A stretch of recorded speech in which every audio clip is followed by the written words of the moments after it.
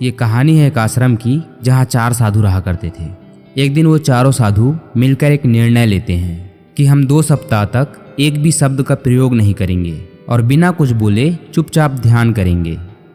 उन्होंने इस अभ्यास के प्रतीक के रूप में एक मोमबत्ती जलाई, जो कि उन्हें हर वक्त ये याद दिलाती रहेगी कि उन्हें बिना कुछ बोले बस ध्यान करना है। उन्होंने पूरे उत्साह के साथ ध्यान करना शुरू किया और पूरे दिन किसी ने एक शब्द भी नहीं कहा। वो मौन रहकर लगातार ध्यान करते रहे। लेकिन पहले दिन की रात होते होते मोमबत्ती टिमटिमाई और फिर बुझ गई। ये देखते ही पहले साधु ने कहा, अरे नहीं, ये मोमबत्ती तो बुझ गई।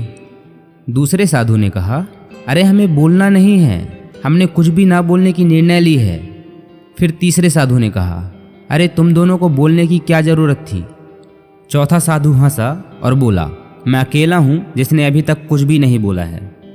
तो दोस्तों, उन सभी के बोलने के अपने अलग अलग कारण थे, लेकिन चारों में से प्रत्येक ने बिना कुछ सोचे, बिना कुछ समझे तुरंत ही अपने विचार रख दिए। उनमें से किसी ने भी इस स्थिति को सुधारने का प्रयास ही नहीं किया। लेकिन उसी आश्रम में उन चारों के अलावा एक बूढ़ा और बुद्धिमान साधु भी था, जो उनकी तरफ ध्यान दिए बिना ही और बिना कुछ बोले चुपचाप ध्यान करते रहे। इस तरह से उस बुद्धिमान साधु ने बिना कुछ बोले उन चारों को ही उनकी गलती का एहसास करा दिया, जो कि वह चारों बोलकर भी नहीं कर पाए। इसलिए बिना सोचे, बिना समझे और ज़रूरत से ज़्यादा बोलने पर हमें खुद ही लोगों के सामने शर्मिंदा होना पड़ता है। एक समझदार और बुद्धिमान व्यक्ति कभी भी बिना मांगे किसी को सलाह नहीं देता, क्योंकि वह जानता है कि बिना मांगे दी गई सलाह का कोई महत्व नहीं होता और ना ही सामने वाला उस सलाह को मानता है।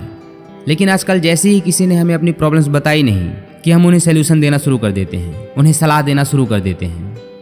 जबकि ज़्यादातर लोग अपनी प्रॉब्लम्स इसलिए शेयर नहीं करते कि उन्हें हमसे कोई सोल्यूशन चाहिए है, बल्कि वो तो बस यह चाहते हैं कि हम उनकी बातों को ध्यान से सुनें और उन्हें समझें, ताकि वो थोड़ा अच्छा महसूस कर पाएँ। अगर हम किसी को अपनी प्रॉब्लम्स शेयर करते हैं तो हमारा मन थोड़ा हल्का हो जाता है, लगता है कि कोई तो मुझे समझ रहा है, क्योंकि हम उन्हें जो भी सलाह देंगे वो उन्हें भी पता होता है। हर इंसान को पता होता है कि क्या गलत है और क्या सही है।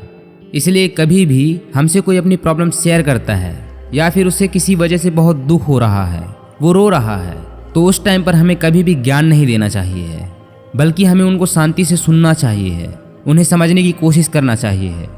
आपने बहुत लोगों को देखा होगा कि वो दुखी हैं, परेशान हैं, वो अपनी बातें बताकर मन हल्का करना चाहते हैं, लेकिन सामने वाला अच्छे से सुना भी नहीं है और समझा भी नहीं है कि वो बोल क्या रहा है, और ज्ञान पेलना शुरू कर देता है।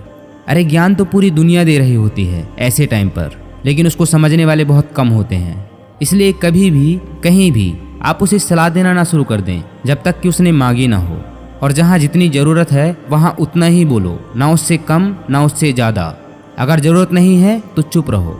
हम जितना कम बोलते हैं उतने ही समझदार बनते चले जाते हैं, उतने ही ध्यान से हम लोगों को सुनने लग जाते हैं और समझने लग जाते हैं कि वो बोल क्या रहे हैं।